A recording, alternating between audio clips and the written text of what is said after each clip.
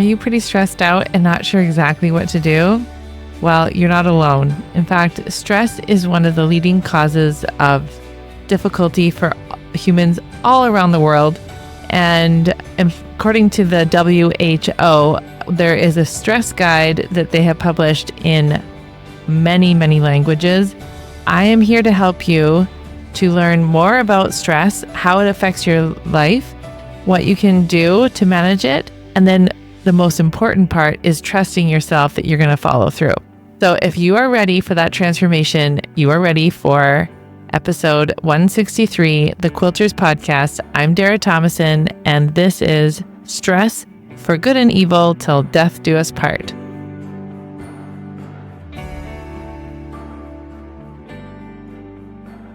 Are you ready?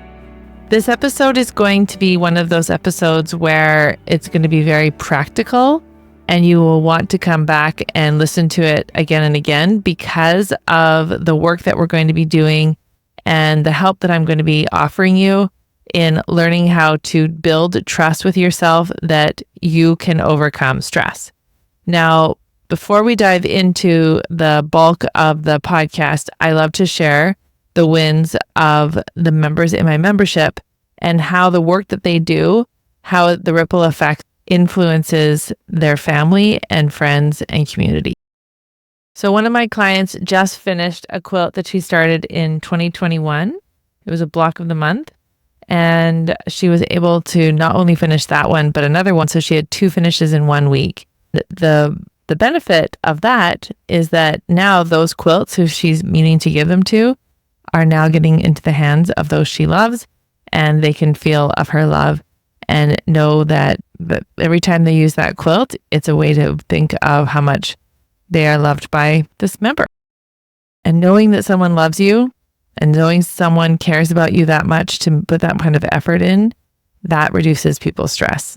One of the tips that the WHO says we need to do for stress. Now, I recognize that you could just do a Google search and say, how do you reduce stress? But today we're going to go deeper into it. I am just going to explain the kind of the foundation for the stress.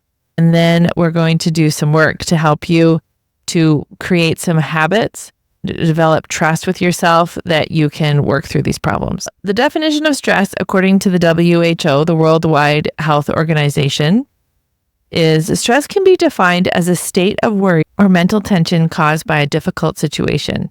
Stress is a natural human response that prompts us to address challenges and threats in our lives. Everyone experiences stress to some degree. The way we respond to stress, however, makes a big difference to our overall well-being. So stress affects both the mind and the body. A little bit of stress is good and can help us perform daily tasks. In fact, did you know that your cortisol is higher in the morning when you wake up?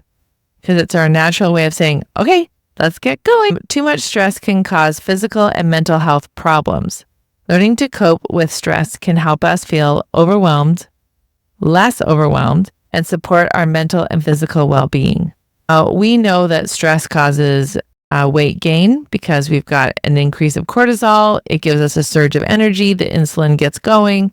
So we can actually be stressed even if we're eating really good food, we can still gain weight because if we're not managing our stress. We also lack confidence with stress. There's so many repercussions of stress. The WHO says these are the things that we need to do to reduce stress. The first one is to keep a daily routine. So having a daily schedule can help us use our time efficiently and effectively and feel more in control. Set time for regular meals, time with family members, exercise, daily chores, and other recreational activities. So when I was a school teacher, it was really important to have a routine for the students. And as a mom, I also did that because I knew that predictability would help them so much, especially when they're learning so much. And if their routine is all over the place, you're using a lot of energy to just do the basics. That was number 1. Number 2 is get plenty of sleep. Now, I hear you all, my menopause girls. I get it. So we can have stress with menopause because we're not getting that same estrogen, progesterone, testosterone any longer. But if you go back to my podcast about menopause and then inside my membership, I have a deep dive into it. It can really help you with managing your hormones and really learning how to get that sleep that we need so much. Getting enough sleep is important for both mind and body. Sleep repairs, relaxes, and rejuvenates our body and can help reverse the effects of stress. And so it's another double handout. Getting enough sleep, be consistent, go to bed at the same time. And it's interesting because recently I went to bed really late and I haven't done that in a long time. And it definitely has taken a bit of a toll to get back into a healthier sleep hygiene. If possible, make your sleeping area dark, relaxing, and a comfortable temperature. I find that having a little bit cooler temperature is helpful. Limit your use of electronic devices, such as TV, computers, and smartphones before sleeping. Avoid large meals, caffeine, and alcohol before bedtime, and then get more exercise. And it doesn't have to be, you don't have to have your heart rate at a certain point for a certain amount of time, but just getting out there and exercising is going to be helpful. Walking is really, really powerful and kind of underrated. I would encourage you just to even walk. So connecting with others, keep in touch with family, friends, and share your concerns and feelings with people you trust. Connecting with others can lift our mood and help us feel less stress. So of course, limiting how much social media connection versus true connection. That's a huge one. And limit time following news. Now, I think this is kind of timely with the American election coming up. I wanted to talk about how do you trust yourself to have a routine, to get sleep, to connect with others, to eat healthy, to get some regular exercise, and limit your time on the news. How do you build trust with yourself to do that? And that is what I want to base the rest of my podcast on.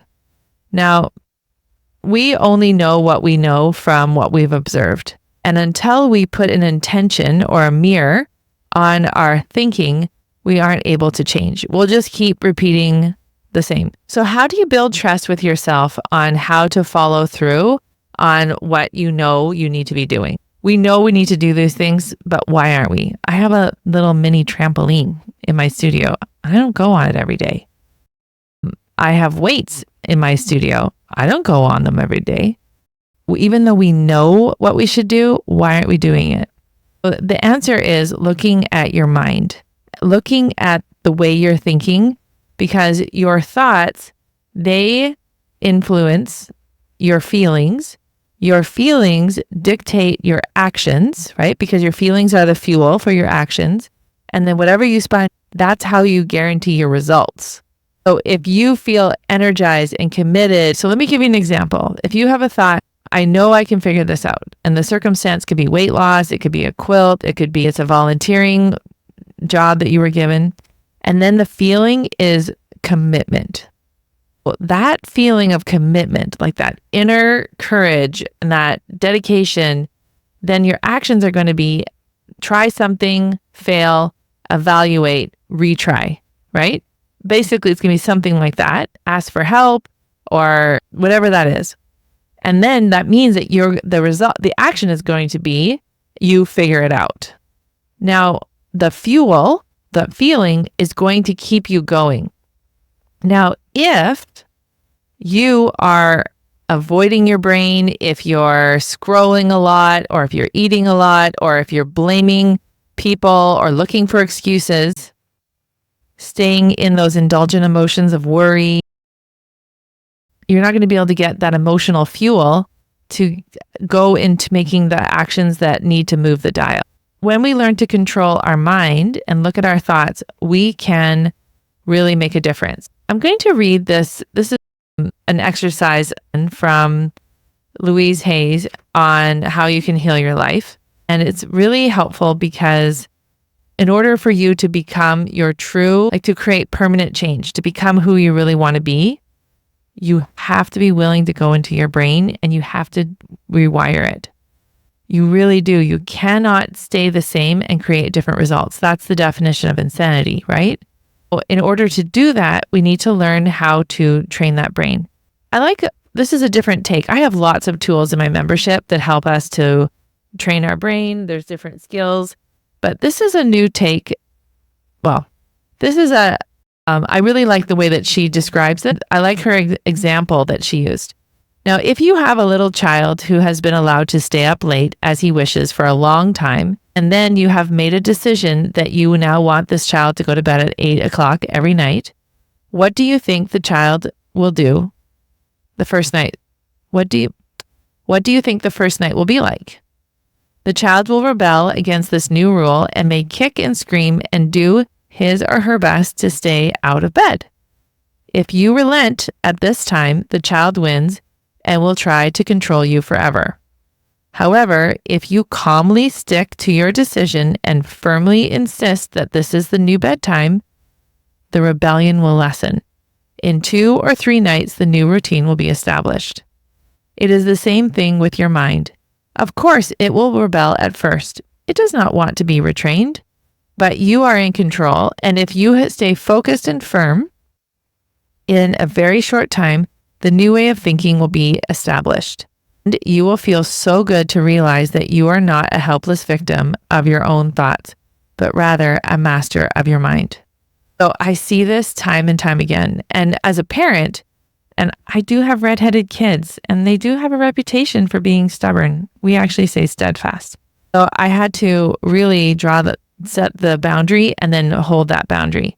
So this is an exercise that I want to invite you to just close your eyes. We're going to do 2 exercises, and this is going to help you release the stress. And as you do that, it's going to help you to be more centered and more grounded and allow those emotions of commitment and dedication and perseverance and curiosity and devotion to be in your life. That fuel is going to allow you to create actions that will help you to work through the stress and to be able to have these healthy habits of sleep, routines, connecting with others, eating healthy, exercising regularly, and limiting your time following the news. So by doing this, you're going to be able to show up in a more powerful way. I want you to take a deep breath. So this one is called letting go. So first of all, take a deep breath. And as you exhale, allow all the tension to leave your body. Let your scalp and your forehead and your face relax. It will probably be helpful to close your eyes. Let your tongue and your throat and your shoulders relax. Let your back and your abdomen and your pelvis relax. Let your breathing be at peace. Let your breathing be at peace as you relax your legs and feet. Notice how much you hold on. If you are holding on with your body, notice how much you are holding on. If you are doing it with your body, you are doing it with your mind. In this relaxed, comfortable position, say to yourself, I am willing to let go. I release. I let go. I release all tension. I release all fear. I release all anger. I release all guilt. I release all sadness. I let go of old limitations. I let go. I am at peace. I am at peace with myself. I am at peace with the process of life. I am safe. So you can do this over and over again. And as you do this, you're going to start feeling more peaceful in your body. And I want to remind you, you don't have to be at the ideal weight for you to feel good in your body. Okay? It's really important. I just want you to be in your mind, connecting in your body, releasing the pressure, releasing the tension. Now, she continues to say, sometimes we need to experience a physical letting go. So sometimes we just need to yell, we just scream, we might need to hit a pillow. I find that by dancing, that's a really good release for me. I'm just talking out loud. Sometimes I do kind of a nervous kind of jitter, but that's really, really helpful to me.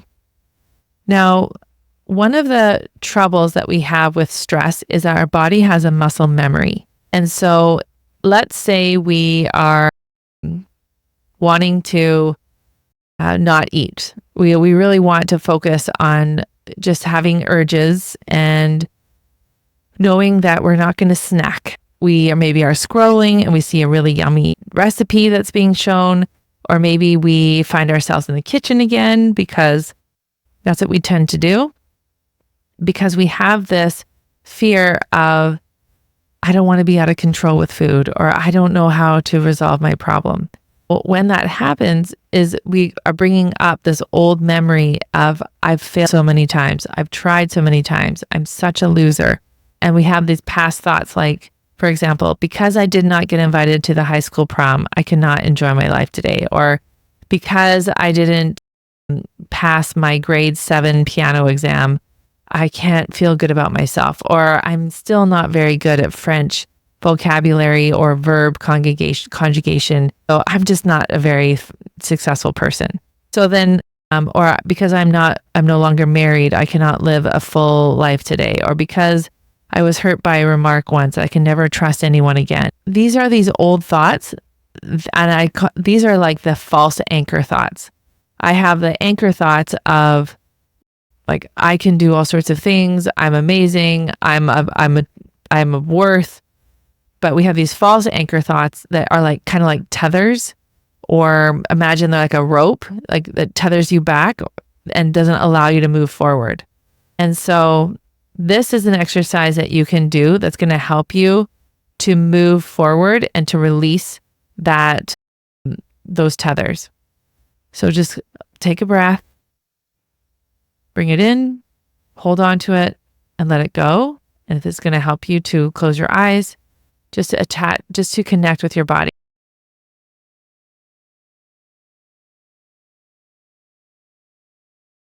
Okay. So let us now clean up the past in our minds, release the emotional attachment to it. Allow the memories to just be memories. If you think back to what you used to wear in 3rd grade, usually there is no emotional attachment. It's just a memory. It can be the same for all of the past events in our lives. As we let go, we can become free to use all of our mental power to enjoy this moment and create a great future. List all the things you are willing to let go of. How willing are you to do this? Notice your reactions. What to do to let these things go? How willing are you to do so? What is your resistance level? So in order to release that, we need the next step is forgiveness. And forgiveness of ourselves and of others releases us from the past. So in order for us to do that, there's an exercise by Emmett Fox for dissolving resentment. And I want to share that with you. So he recommends that you sit quietly, close your eyes, and allow your mind and body to relax. So always calming your sympathetic nervous system. Put your hand on your heart and just take some deep breaths. I've talked to you in the past about box breathing. So you breathe in for 4, and then you breathe out for 4, and you breathe in for 4, you breathe out for 4. And you just do this 4 times, and that's going to get you into the parasympathetic nervous system. Then imagine yourself sitting in a darkened theater, and in front of you is a small stage. On that stage, place the person you resent the most. It could be someone in the past or present, living or dead. When you see this person clearly, visualize good things happening to this person, things that would be meaningful to him. See him smiling and happy. This is going to be a challenge because you have resentment to this person. Hold this image for a few seconds, then let it fade away. I like to add another step, and this is Louise Hay talking. As this person leaves the stage, put yourself up there. See good things happening to you. See yourself smiling and happy. Be aware that the abundance of the universe is available to all of us. So this exercise dissolves the dark clouds of resentment most of us carry. For some, it will be very difficult to do. Each time you do it, you may get a different person. Do it once a day, a month, or however often you want to feel a little bit lighter. So I'm just going to do those 2 exercises, and there's more that we can do.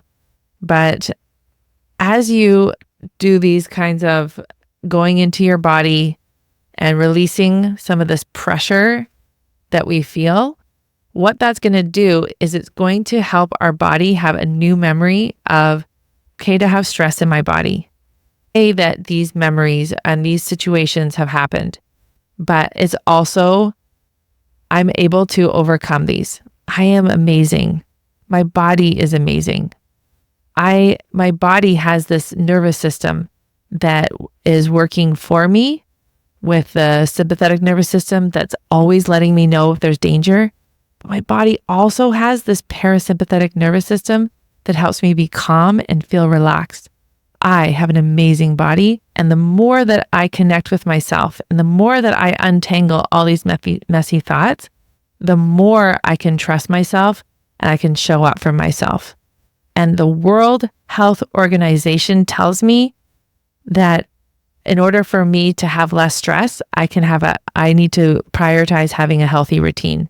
I need to prioritize having sleep. I need to prioritize connecting meaningfully with others. I need to prioritize eating healthy. I need to prioritize exercising, and I need to prioritize not following the news. And when I listen to this podcast, then she actually even gives me more tools to help me build more self-confidence with myself. And I don't have to be afraid of the thoughts that I have. And I can release resentment and I can release these things. I am living in this amazing body in this amazing world with so much support. So that's what I want to offer for you in this episode today. Again, it's a double pager. I'm here to help you. So it's the end of August that I'm releasing this podcast. And the month of September, we are going to be moving forward in a way that helps us to continue to be our own best boss. It is my goal to help all women that listen to this to resonate with what I say. It is my goal as a life coach to help you to truly create the life that you want. And the only way that you're going to have success with that is that you need to connect your brain to your body and then your body back to your brain. And when you start learning how that you start having results like permanent weight loss, more connection with your spouse, if you have a spouse, more connection with anybody, anyone you come in contact with. You're going to be more productive. You're going to save money because you're going to save because you're not overspending and you're not over scrolling. It is incredible to watch the women in my program make such huge strides in their life. And I want that for you. You are always your best investment. Your brain is your best investment. And when you learn these tools and you create these new results in your life, you will be amazed at what you can create. And I can't wait to celebrate those with you. Are you ready to join? There'll be no perfect time because life always happens. So take advantage of this opportunity now and just come and join us. The doors are open and I am waiting for you. You are not broken. You are not past repair. I promise you can create the life that you really want.